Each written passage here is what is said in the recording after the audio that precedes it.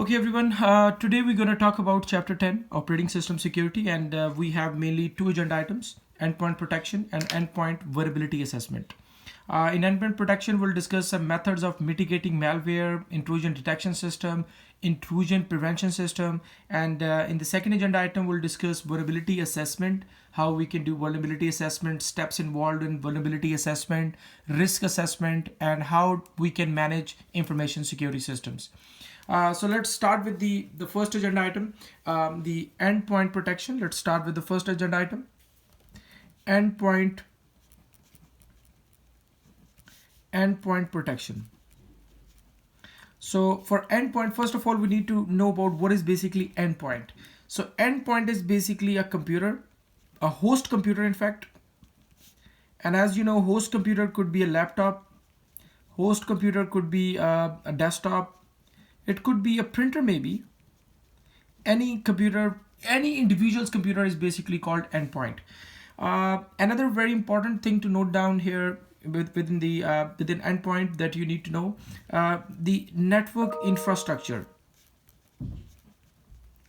For network infrastructure, the main components are routers and switches. So these are basically the main components that we actually use to connect the endpoints with each other or with other devices as well. So basically, network infrastructure connect the endpoints with other endpoints or with the other devices on internet as well. One of the biggest threat to endpoint is the endpoint threats. So one of the biggest threat is basically adware infection. So adware infection is becoming very common nowadays. If you let me just give you a small idea about the adware infection. From 2016 to 2017, sorry, 2015 to 2016. Within 1 year, 75% of organizations, they actually reported this. They reported that their systems got infected with adware. So adware is basically advertisement software, and the biggest problem with advertisement software is, or adware is, adware and spam. These are not cyber crimes. So people, they actually get into host computer, individual computers. They steal their web browser history just to create unsolicited target advertisements. Next is the third agenda. The third thing under endpoint protection is basically the host based malware protection.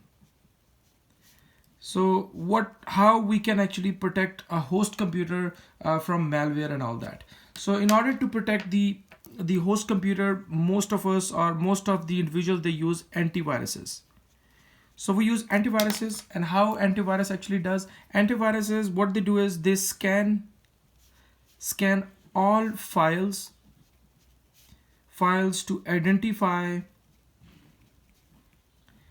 and remove malware. So basically how antivirus works. So let's say this is your C drive, for example. This is your computer C drive, and you have plenty of files under C drive. So antivirus will do, it will scan each and every file of your C drive, and then antivirus can be of two types, be signature based or behavior based. And if it is a signature based, it will try to find any signature of virus. If a virus signature occurs, then a virus has been detected, and they will try to remove the virus or malware from that particular file. And there is another very important thing from exam point of view. You guys will see this kind of question. For example, if antivirus couldn't remove malware from a file, then the file will be quarantined. So file will be quarantined. So virus and all that stuff will be, it will be not be a risk, in fact. Now the next is basically antiviruses can be of two types. As I mentioned earlier, there are two main types of antiviruses. Antivirus can be signature based, or it could be behavior based. So it could be a signature based or it could be a behavior based. If it would be for signature based, the antiviruses, they have the signatures of all known viruses. So it knows the signatures of malware. Please remember, signature is nothing, it is basically a hash of a malware. So it's basically a hash of the malware. Please remember that. So what does it mean? So antivirus, it has all the signatures. It will scan all your files and try to match the signature. If any signature match or if any match occurs, it means virus has detected. They will try to get rid of the virus. Okay. Behavior based, what they do is they detect, behavior based antiviruses detect anomaly of the behavior. For example, if any file behave other than the normal, then it will, then it means it needs more scrutiny, and again it will actually get rid of the virus. Now this was basically host-based intrusion detection system. We do have some network. We use some network-based malware protection. For network-based malware protection, there are many the corporate solutions. One of the solution is network, or you can say, sorry, AMP. It is Advanced Malware Protection Solution. For corporate sector, they do use email security appliance,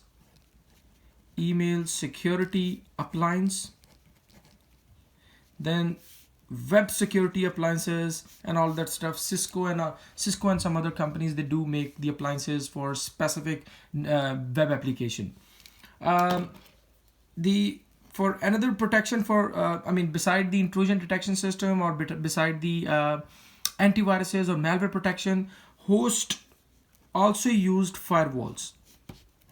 They also used firewalls, and firewall is basically like most of the firewalls are software based, but it's not mandatory that firewall should be a software based. Firewall can be a hardware based or it could be a software. Firewall, basically it's a standalone. I'm just talking about the Windows firewall. If you see, the Windows firewall is a standalone software that inspects all incoming and outgoing traffic. So it inspects all incoming and outgoing traffic, and based on the rules, it allows or denies the traffic or access. Now Windows firewall, Windows firewall, which comes with Microsoft Windows, it is basically profile based approach. Profile based approach means we actually set a profile, then after setting a profile, we can actually set some rules, we can block some ports, we can block some services and all that stuff. So we actually make a profile. We have a what we call a standard, or you can say we have a baseline model in place, and then we actually use that particular model. Other than that, we do use IP tables, and we can use IP tables in Unix system or Linux system. In IP based table, we can define some network access rules. So rules will be defined, and all the hosts, they have to comply with those rules. Then we also use TCP wrappers, and TCP wrappers are basically rules on TCP IP packets. So we can set some rules for TCP IP packets. For TCP IP packets, rules can be defined, that is TCP wrapper, and we can use this model in over Linux. Then we can use host-based intrusion detection system. This is the firewall.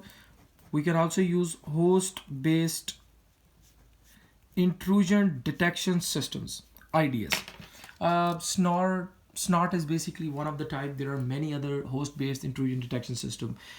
These host-based mean that you can use on your personal computers. So then not only protects the host from malware, but also you can monitor your logs. You can also do some event correlation, like for example just to find anomalies and all that stuff. Then you can also detect rootkits. Rootkits can also be detected. These IDS actually work in two ways. There are two main ways how they actually work. One is anomaly based working, second is policy based working. So there are two main ways how these host based IDS work. Anomaly is basically where what they do is they actually host behavior compared with baseline model. So we actually compare the host the host behavior with the baseline with fully optimal kind of model, in fact. And in policy what we do is we actually detect the violation of normal behavior. So for example, if host is doing other than normal, so that's basically the way how we can detect the anomaly as well. And after anomaly detection, we do the, of course, intrusion prevention systems, which is just get rid of those particular problems. Next is the attack surface. It's a very important term that we use in security, and the term is called attack surface. And attack surface is nothing. It is basically total, or you can say sum of all vulnerabilities in a system. So sum of all vulnerabilities in a system is called attack surface. And the SANS Institute, they have divided the attack surface into three main parts, or there are three main parts of attack surface. In fact, in any system we can have attack surface for network, software, or human. Like there could be some vulnerabilities in network, there could be vulnerabilities in software glitches and all that, or human vulnerabilities, for example lack of education, social engineering, and all that kind of stuff. Other than that, we also use white and black lists. So white and black lists are basically used just for you can say for example, if you want to allow certain applications to access certain data or certain information, we can put those applications into whitelist. If you want to block certain application from accessing, we can use blacklist for that as well. Then another sandboxing model that we used everywhere in software development, and this is called system based sandboxing. System based sandboxing. And sandbox is basically, if you guys have heard about this word, sandbox is basically a technique, or sandboxing is a technique. It is a technique to test suspicious files in a safe environment.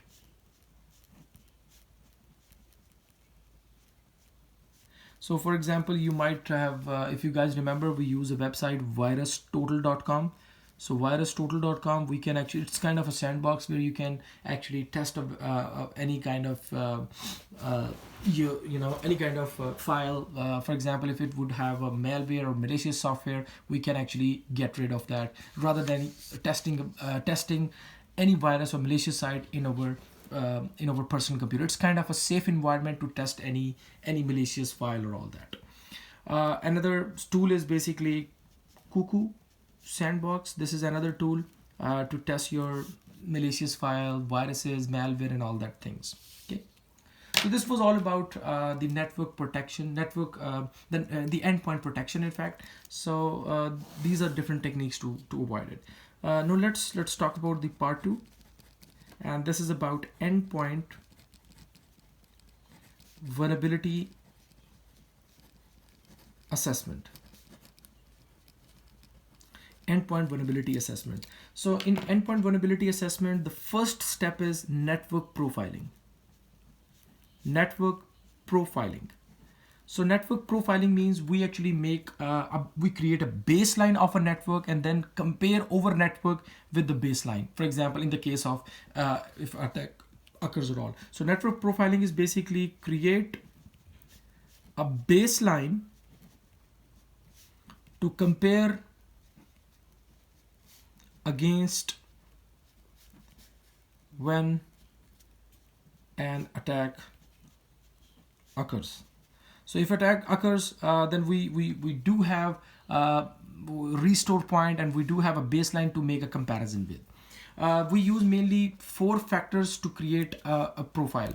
Number 1, it's called the session duration.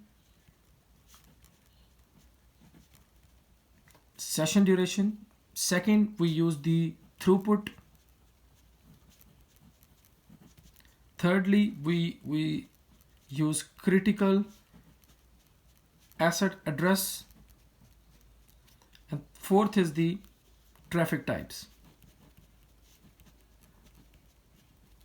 So in session duration, what exactly we do in session duration, it's basically the average time of it's the average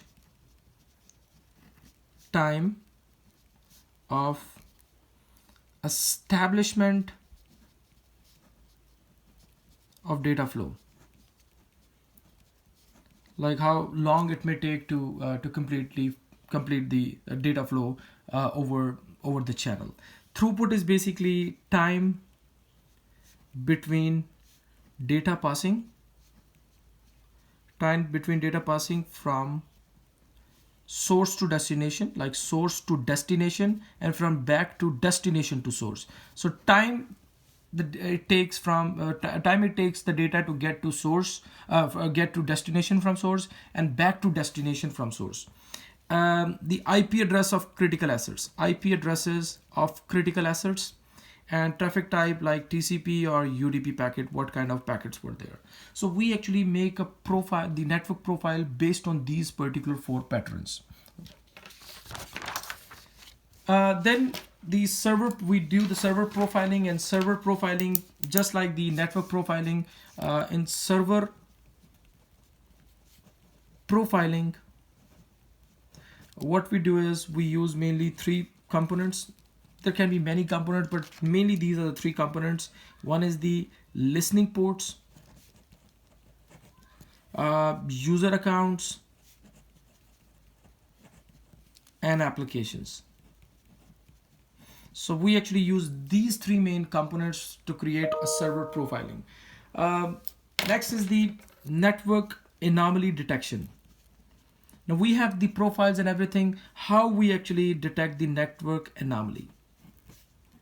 So how network anomaly can be detected? So there are mainly 3 steps to detect a network anomaly. First of all, what we do is we take samples of packets. Like we use Wireshark and all that stuff to actually take or capture some packets. After capturing the packet, then we test 4 parameters. Session duration, like those 4 parameters, like these network parameters, we test these 4 parameters. And after testing parameters, we check the packet duration plus the size of packet. Because if somebody has integrated any virus or malicious stuff, so of course packet size will be increased and duration will be increased. So that's the way how we can detect the anomalies. So after having the anomaly detection, another technique for network vulnerability or network protection is network vulnerability testing. Network vulnerability testing.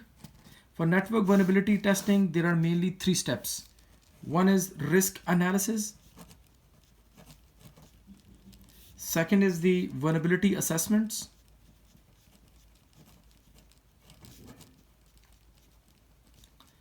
Third step for vulnerability testing is pen testing, or it is also known as penetration testing. In risk analysis, what we do, we actually find the impacts of attacks on assets.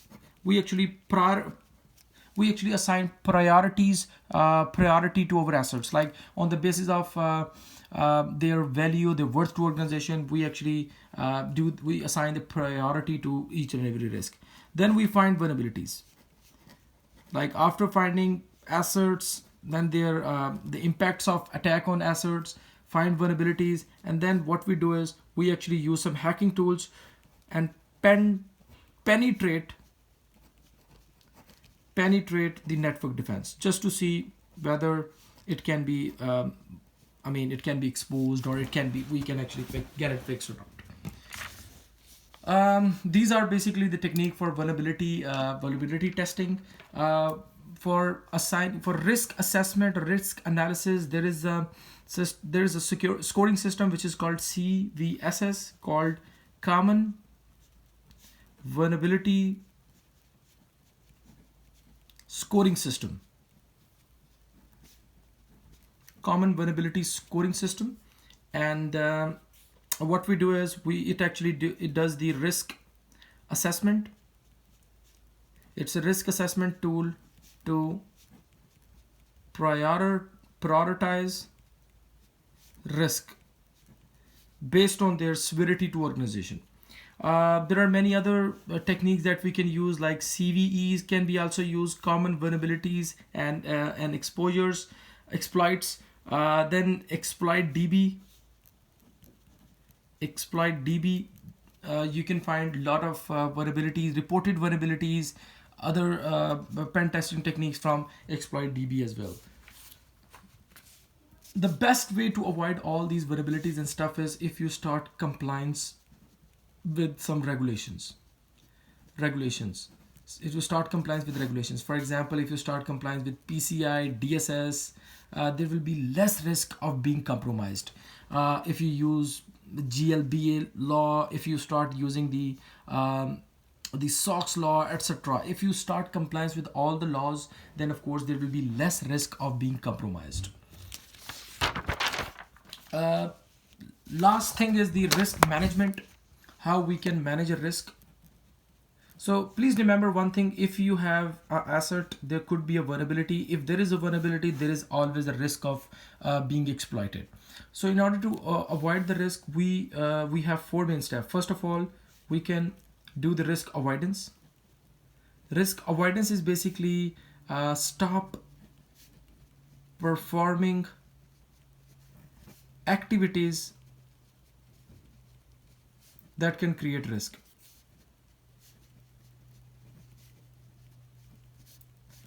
Then if we cannot avoid the risk, then we can do risk reduction. And what is risk reduction? Risk reduction is basically we can patch over vulnerabilities. We can not only patch over vulnerabilities, but we can also reduce the vulnerabilities as well. Otherwise, we can also we can do the risk sharing. Divide the risk or shift some risk with other parties. Shift some of the risk to other parties, to others. Then if you cannot share the risk, the last and least is risk retention. And risk retention is basically accept the risk and its consequences. So this is the way how we manage risk. Best is if we can avoid risk, stop performing activities, if you can reduce the risk, if you can share the risk, or if you can, the last is of course retention, like let's see what's going to happen, you can take it, and then if risk or that particular attack occurs, then we can actually avoid it. On a quick last few steps for vulnerability management. This was basically if you have a risk, then that's the way how we can manage it. If we have a vulnerability, the next level, how we can manage a vulnerability. So the most important component or the first point in vulnerability management is basically the discover assets or identify assets. So first of all, you need to identify your asset. You need to actually find out which are the assets depending upon their worth. Next is we assign priority to the assets. Like classify the asset, like what is their worth to organization. After assigning priority, the next is report. Report mean finding vulnerabilities. Finding vulnerabilities, we can actually find the backup plans, etc., etc. After reporting, after having vulnerabilities and all, then we need to resolve it. Resolve the vulnerabilities, patch over the affected areas. Then the last is the verify. Verify the threats have been eliminated or not. So these are basically the 5 main steps that we use in vulnerability management. So that's it about chapter 10. We'll discuss the problems, and I'll walk through the PowerPoint slides as well for chapter 10 in our the online session. Thank you.